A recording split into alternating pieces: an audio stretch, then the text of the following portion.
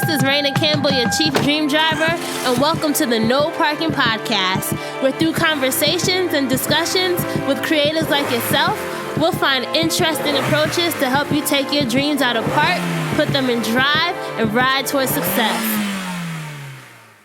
Hey, Dream Drivers, welcome to episode 60 of the Dreams and Drive podcast. And this is part 2 of our conversation with Courtnee Futch. So if you have not listened to part 1, episode 59, please pause this episode, go back and listen to episode 59 because you have to know the first part of the story with Courtnee. In that episode, she talks about how she launched her first business, Thunder Cakes, in college, how she got her master's in entrepreneurship and then realized she didn't want to do that. She closed up shop and moved to New York City to launch her professional career. And we talk about her journey to her dream job. So after we did the interview and everything, 9 days later, I got a text from Courtnee saying that she wasn't sure if that podcast interview could go up because she was no longer with her job. And I was just like, oh, what?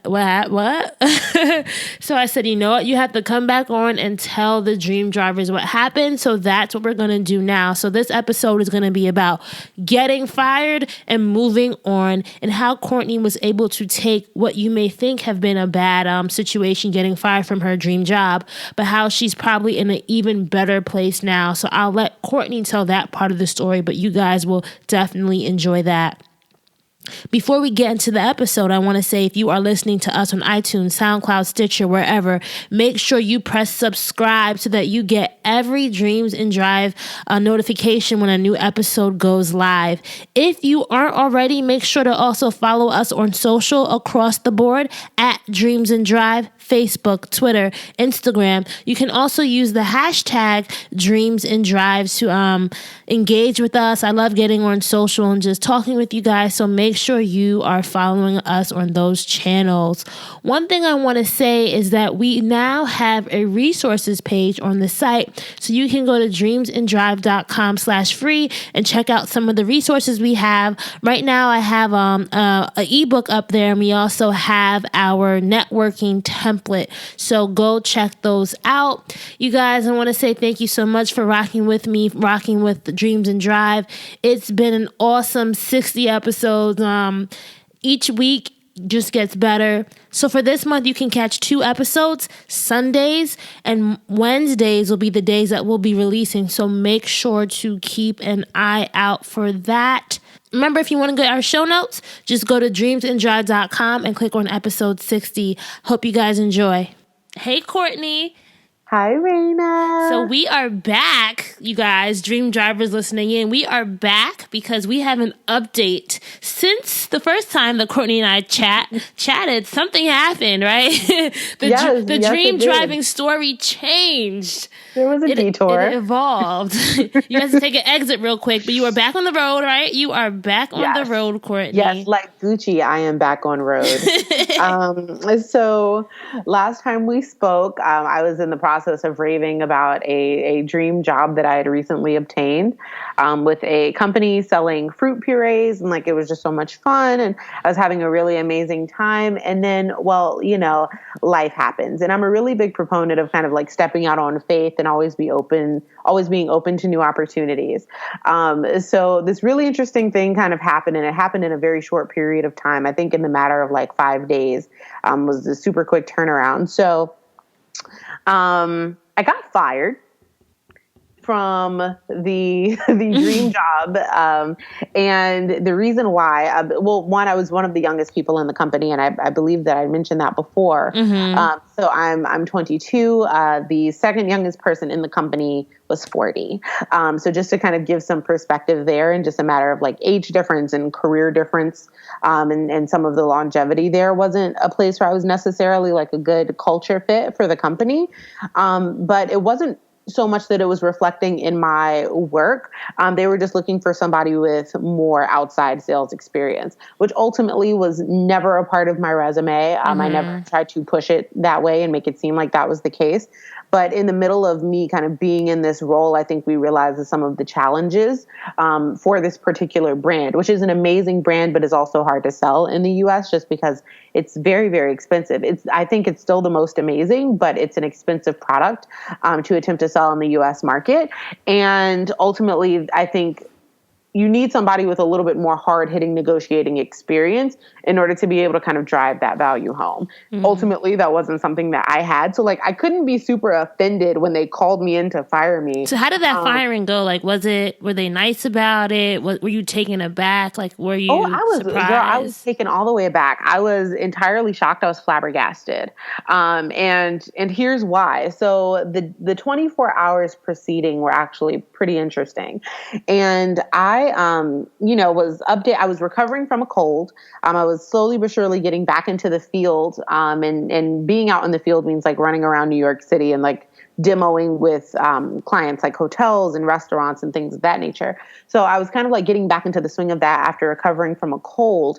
And I get a message in the morning from my boss who's based down in Miami. And he says, hey, like, do you have time to come into the office tomorrow for a face-to-face like Skype call? In Miami? Oh, okay, in Skype Miami. call. So, okay. Yeah. So I'm like, okay, interesting. Like, one, he's never asked me for anything like that before. So I'm thinking, maybe we're going to do some sort of onboarding or training or like start planning for what was supposed to be my next trip to Paris.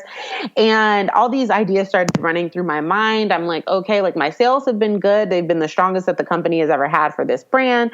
Like I've been like really open with my teammates about, some of the struggles I've been facing while I've been out in the field. So I don't really know what this could be about, but either way, I was a little rattled because what do we need to face for? Like I think that was like my big thing. I was like, oh my God, they're going to fire me. I was petrified. So while I'm on the phone with my mother and I am panicking and she's like, Courtnee, it's going to be okay. Whatever goes down tomorrow, like, I'm here for you and I'll support you, but it's probably nothing. And they've been telling you that you're doing a good job and they have been. So I was feeling a little bit better. So I get off the phone with my mom and I check my personal email and I've got 3 emails. All of them are job opportunities. Wow. And one of them is from HelloFresh. Another one is it's for a marketing manager position back in New Jersey, near like Teaneck. And another one for another food delivery company in New York. One that I'd like loved since last year, the same way I'd been applying for jobs at HelloFresh since like 2015 as well. So it was kind of funny. I was like, oh my God, like what is this? So I start arranging like these phone calls with the people who had reached out to me just to learn like more about the role. But I had literally just been saying, I think to you, that like I wouldn't leave my company. But I think in that moment of being afraid of what was going to happen, I was super open to the possibility that like I may have to go somewhere else depending on how this conversation goes. And so I like scheduled all those phone calls with the recruiters who had reached out to me. And because I'd spoken to all of them before, like, they were very familiar with what I did and what my background was. So there wasn't really like a need to push too hard because they already understood my profile. So when we were talking, of course, like I'm very blunt this way. When I'm speaking to a recruiter, I'll ask straight up, like, what is the salary range? Because I make XYZ right now. I'm looking for something within that range or higher. Because, if I'm making like a certain number and you're offering me half of that, we don't really need to move forward in these conversations. I'm not going to waste your time, honey. Exactly. Like I'm going to save myself the time and the effort. I'm going to save you time and effort. Don't waste your time with me because I want more than that. And they all remember that about me because the first time I spoke to them, I asked that question. So I was kind of thinking about that, and I was like, oh my gosh, HelloFresh got back to me. This other food delivery company, they got back to me. It's been a whole year. I haven't spoken to them in so long, and I'm talking to my boyfriend Tyler, and I'm like, what do you think the coincidence in that is? And he was like, well, what would you do? Like, where would you go? And I was like, well, essentially, like, it would be more money to go to any other company, but I really love my job. I get to go to Paris. I've got all this defense behind the company that I was with at the time because I really did enjoy what I got to do on a daily basis. Granted, the work was really hard. I was, I was staying up until like 9 p.m. typing up reports, even though I'd been out since like 7 a.m. visiting clients. So like a full work day from 7 to 7, and then coming home and typing up reports for 2 hours to get it into a boss before he wakes up the next morning, was ultimately becoming very stressful for me. So I was starting to see the signs of like frustration, but I still liked what I was doing. And when we talked, you were all like, I didn't even hear any signs of frustration at that point. You were still in love. Yeah, honeymoon phases. But I think once you kind of settle in and the trip to Paris is like a couple months away and the trip from Vegas is like, a couple weeks behind you, you really kind of settle into the role and then you see what all is involved. And my boss was a bit of a micro manager, I think because I was so far away and there wasn't really anybody in New York for me to report to. So it's just, like him in Miami, me in New York, and he really has no clue what I'm doing aside from the fact that like I'm producing sales. So I think like he wanted to kind of feel like he was here in the process with me. That was very overwhelming for me because instead of focusing on doing my job or even packing in the number of clients that I want to see on a daily basis, I'm worrying about who I saw, getting their contact information, putting it in the daily report sheet, making notes. And like, it became very stressful, very overwhelming. And I felt like I was competing with myself on a daily basis to not go home and go to sleep because I had a report to type up. And if I missed like one or two reports, that was my job. Like he was very, like he was a stickler about that, but not with anyone but me. Wow. So you felt like you had to prove yourself more than other people did. Exactly. Because I don't think that they took me seriously, which is disappointing. In retrospect, I think you tend to see things a little bit more clearly. When I was in like the thick of it, I was like, oh, like this is just what they do. But after having conversations with other people who had been with the company, for maybe like a year or something like that, they still never went through that process of, having to type up daily reports and, like check in with him and do a morning call every day. And like, he wants to make sure that I'm in the city by, like 8 o'clock every morning, when other people wake up at 8, are at their first appointment by like 10 and are done with their day at 5.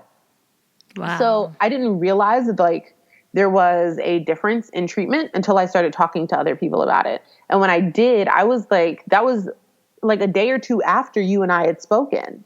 Wow. So let's go back to that day. So you're waiting for you typed up the emails, you scheduled those appointments with the recruiters. What was next? So it was a matter of updating my resume and sending it to them. And one guy asked me, the guy at HelloFresh, the recruiter, love him, because he and I spoke about a different role again back in June. And he was saying, like, you just started a new job. Like, why would you want to leave? And I told him, I was like, it's not so much about leaving the company I'm at. It's more about joining the company that you're at. I was like, I've always wanted to work at HelloFresh. I was like, you guys have been seeing my applications roll across your desk since September of 2015. I was like, I'm obviously diligent, and I'm very passionate about your product, and I've been buying it for over a year. And he was like, that's a very valid point. And I was like, yeah, I would like to think so. So it was a matter of just kind of like that consistency there, where it didn't seem like I was flighty, just that I really wanted to be at their company. So when I had all these conversations, I narrowed it down to the marketing manager job and the job at HelloFresh, because the other one just was kind of like not within the range that I was looking for on a salary basis.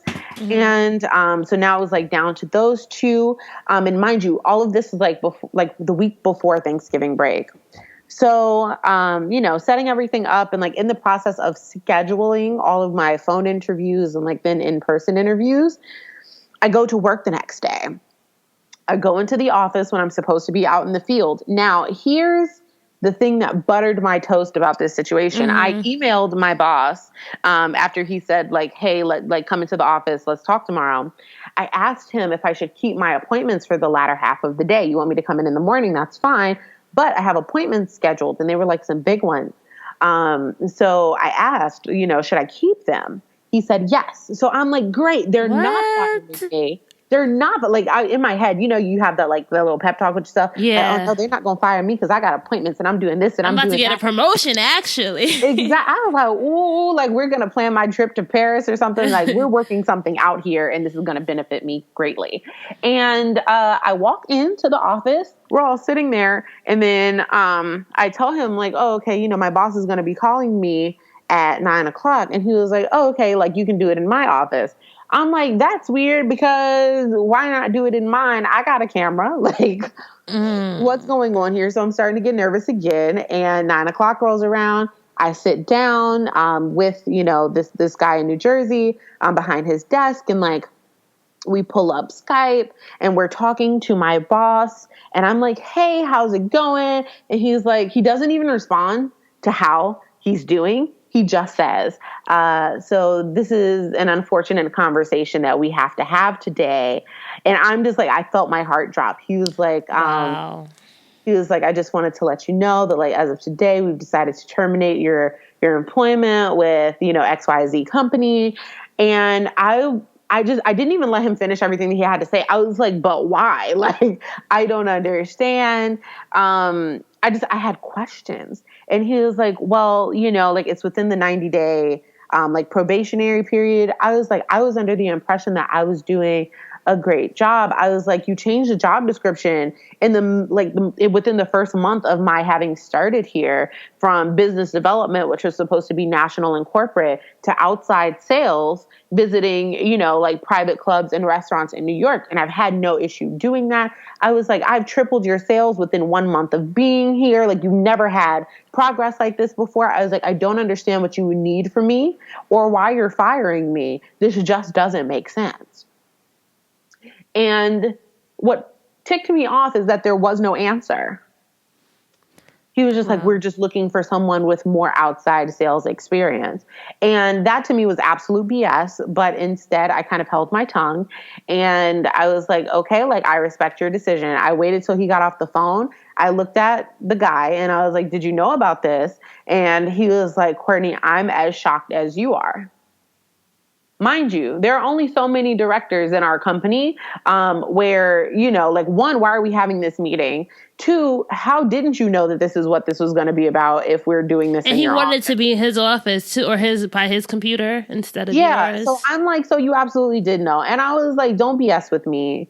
It wasn't necessarily a graceful exit. And I'm not proud of that. Like, I have no regrets about the way that I handled it because I think these people are the type of people who will push you over because of age. Mm-hmm. And I wasn't having that. So because I challenged that, I wasn't just going to like take it sitting down. Like I really had legitimate questions.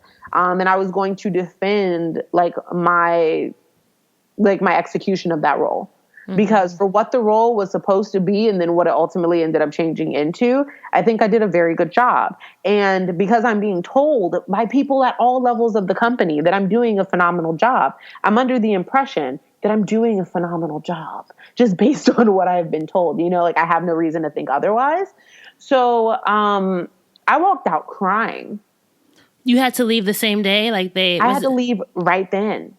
Wow, so you couldn't even like go to your computer or? Nope. They let me collect my things. I gave back my company iPad. I still had a company laptop at home, so I knew I would have to like see them again to give that back. But I came out with the boohoos. He like walked me to my car. He was like, Courtnee, I'm so sorry. And I'm like, honestly, screw you all, right? Like because one, like why is this a thing? I think this is totally uncalled for. If you think I need more outside sales training, then train me. But you've already invested like thousands of dollars into the beginning of my training. I was hand selected by the CEO in France. Like this doesn't make sense to me. Does he even know? So from my personal email, I sit in my car and I'm still crying. Mm-hmm. So I call my mom first. And she's like, Courtnee is going to be okay. Like she's pissed. I called Tyler second. And he got more mad than I did. He was like, what do you mean? I like, can picture Tyler being like that too. Like, we go in there. We go to France. Exactly. Like he was really hype, which I appreciated. You remember I told you sometimes you need somebody to like mirror your emotions about things? Yeah, definitely. And he definitely delivered on that for me. So I'm super appreciative. But I was upset. I was sad. I was stricken. And then all of a sudden, I remembered that I had 2 job offers for more money, who had just hit me up yesterday. And that for me is like how God has continued to kind of work for me and through me. And I've been taking some major steps out on faith. Like I just think about if I hadn't responded back to those people thinking like I'm totally safe at at the company that I was with. And, like I don't want to leave. I don't want to go anywhere. I'm not going to explore anything. Or if I had gotten on the phone with them and turned them down, like I would have been stuck. I would have been stuck. And so, that's one of those things. And I think like God is constantly kind of like, it's a game of checks and balances with me where I really have to remember to like take those leaps out on faith because they've always ended up working out for me.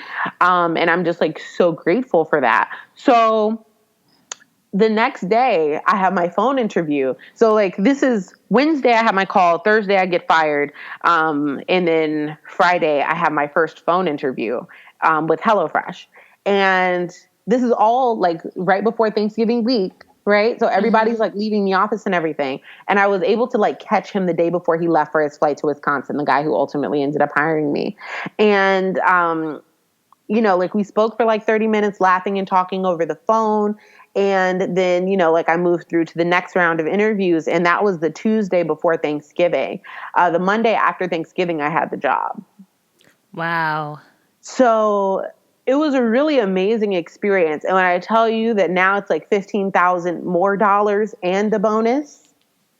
And you're not walking around New York City with a big old backpack. Exactly. Like I can sit down.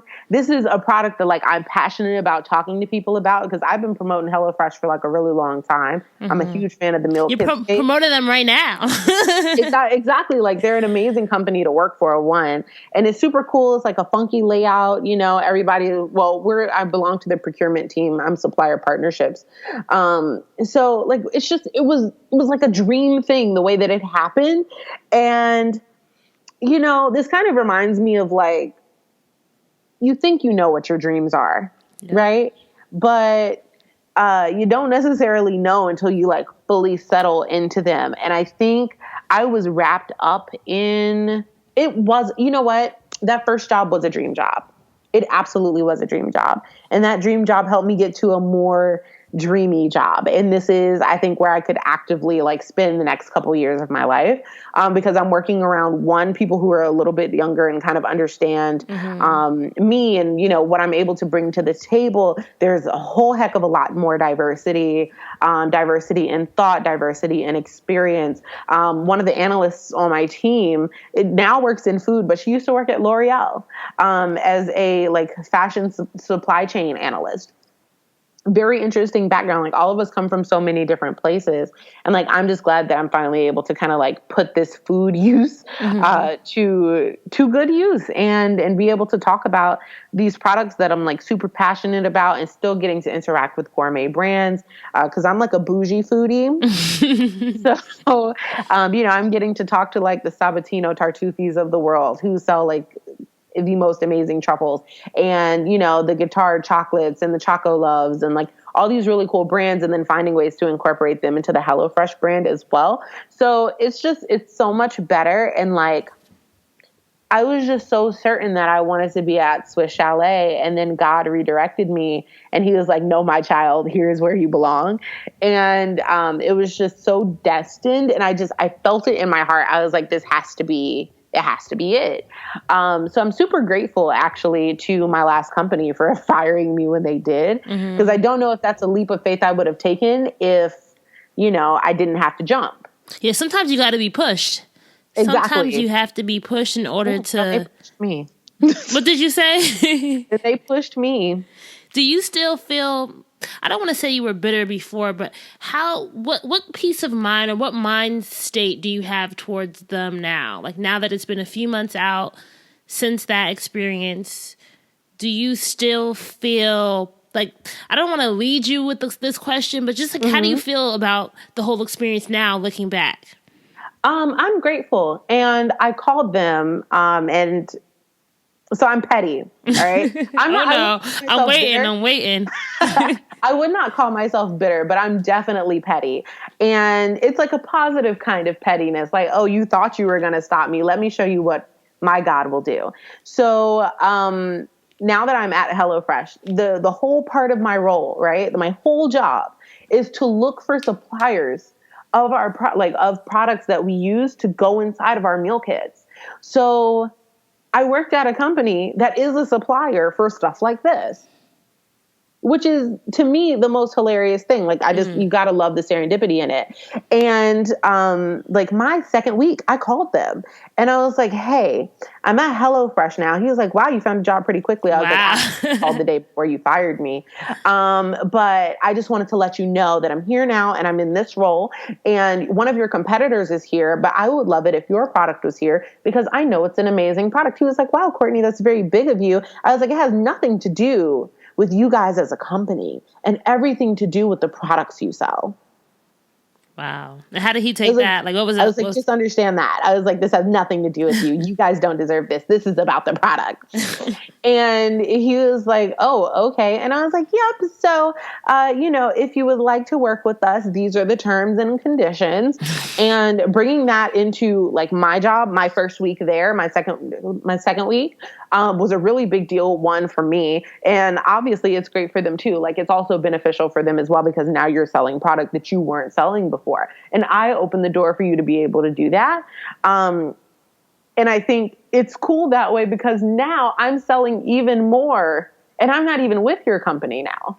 Wow. You know what this reminds me of? There's a meme. I had to send you this meme, but it's a meme like when you shade me but don't know I'm the plug. It's just a funny meme. Like, yes. That is exactly how I felt. I was like, well, I'm going to come through and like bless you guys because I've been blessed. Like, I have really no reason to be angry. Do I hate the way they did it? Absolutely.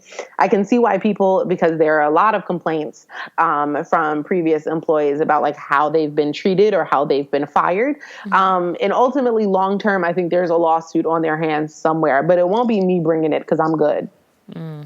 So how do you see yourself growing professionally, and how does HelloFresh fit into your dream? Because when we first spoke, you said that you're still going to culinary school, right?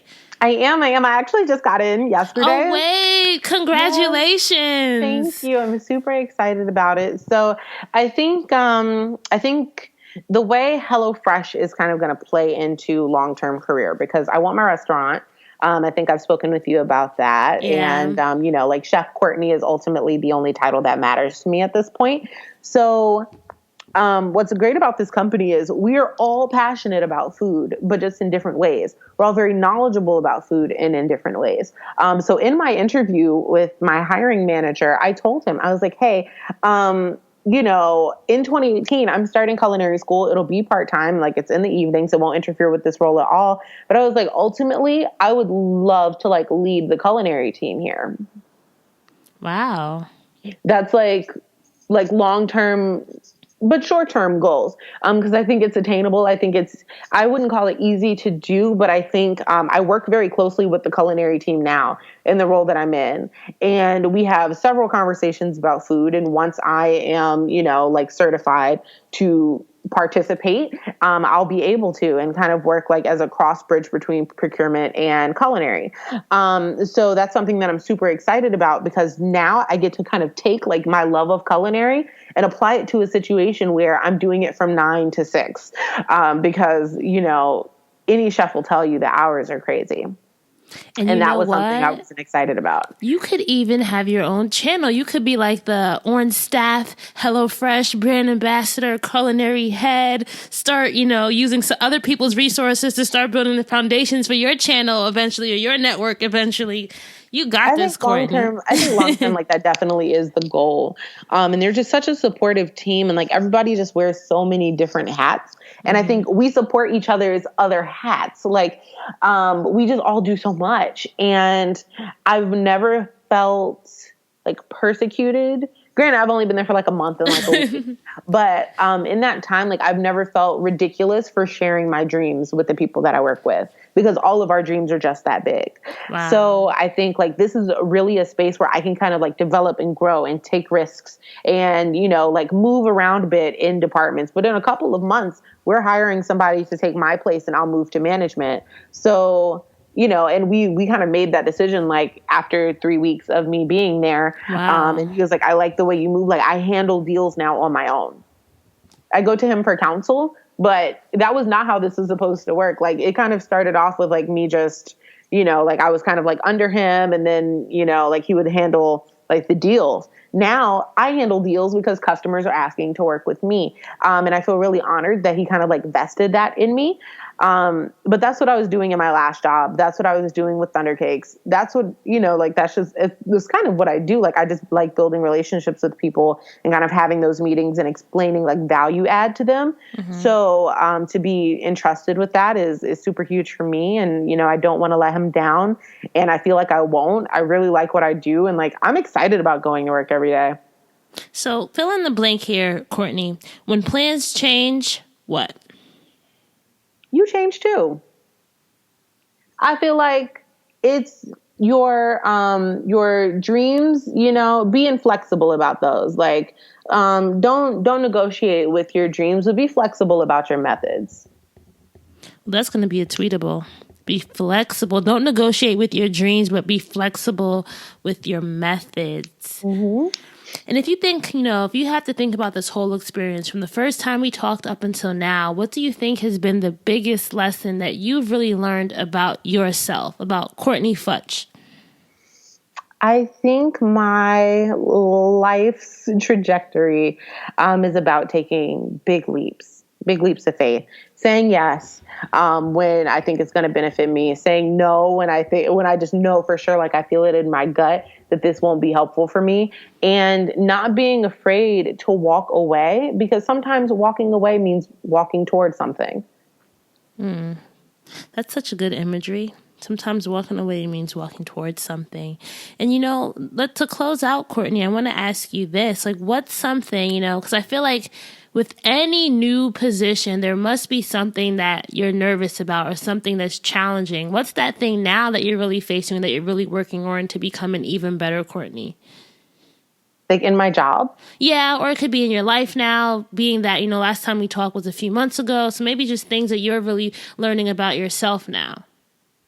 That's an excellent question. I think to kind of like apply that to, I think more of like a professional sense and who I like ultimately want to become, mm-hmm. is feeling more confident. I think just naturally I tend to kind of want to be all over the place and like please all the people, but being a little bit more steadfast in what the overall goal is, and you know, really just kind of like standing firm in that, and then being flexible about my methods of reaching that same goal, because I found that occasionally like I'll lapse a little bit in that. And, you know, that's to like please both parties, but ultimately, you know, we end up being the ones getting hurt. So yeah, I think that's something that I would really kind of like look towards, just like being more steadfast in what the company needs. And I think that'll give me some confidence and some backbone as well. I had some ideas while we were talking, and I'm wondering if I should I'm going to have you do the lightning round and keys to success again, because I just want to see if they're different from the first time, okay? Okay, they might be, because I totally don't remember what they are. So, Courtney, let's jump into our lightning round. So this part of our interview, I'm going to give you a prompt, and I want you to tell me the first thing that comes to mind. And remember, this is going to go with our whole dreams and drive metaphor, okay? Okay, sounds good. All right, so the first word is park. Refresh. Reverse. Reflect. Neutral. Meditate. Drive. Pursuit. And if you want to be a dream driver, Courtney, you know you have to have your keys to success. So tell me 3 things that you think every dream driver needs in their toolkit before they hit the road. I think everybody needs openness to the bigger picture. You don't always have to see it, but you definitely need to be open to seeing it, because sometimes it's right in front of you and you really just have to like expand your peripherals. 2, you need the follow through and execution, because you can see the big picture, but you really do have to like work on it. And lastly, faith. In whatever capacity faith is for you. For me, that's in God, but faith could be your refuge in any situation. So I think as long as you have those three things, you're good. Thank you, Courtney. This was such a pleasure talking to you again, and I feel like this story is just a whole testament to you never know where your dreams will take you, right? Because you had that dream, and it was, the first job that we talked about, that dream job was a dream job at that point in time for you, but now you're at another dream job. So sometimes your dreams can lead you to even bigger dreams. So dream drivers listening in, never, don't be afraid to take that leap of faith. And sometimes when things may not seem like they're going right, they may actually be setting you up for a blessing, right, Courtney? Absolutely. Don't change jobs. I need to get this podcast up. So wait at least one more 3 weeks, then you could change jobs, okay? I'm not going anywhere. The perks of this company are strong. They are good. Super strong. I love them. All right, so that's a wrap for episode 60 with Courtnee Futch. I hope that you guys enjoyed hearing her dream driving story and her keys to success. And if there's anything that I hope that you guys got from listening to part 1 and part 2 is that the dream is never certain, in the sense that you may have an idea of what your dream driving story may look like, but you have no idea how that will actually pan out in reality. So buckle up and be prepared for the drive that you are about to be on.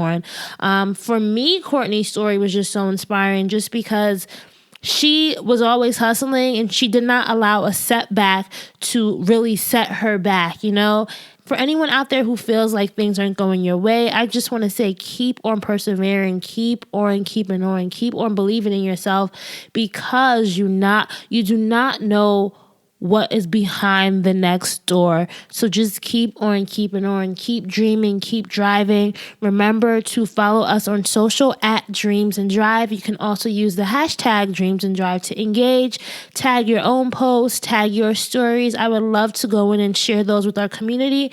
And the only way that I can do so is if you use the hashtag or if you mention us. Lastly, if you have not already, make sure you subscribe to us on iTunes, SoundCloud, Stitcher, wherever you are listening. Hit that subscribe button so that you get notifications weekly when we have new episodes. Thank you so much for listening. I appreciate you all. We're going to chat again in episode 61, and our guest will be Trent Shelton. So get ready for that one. Bye, guys.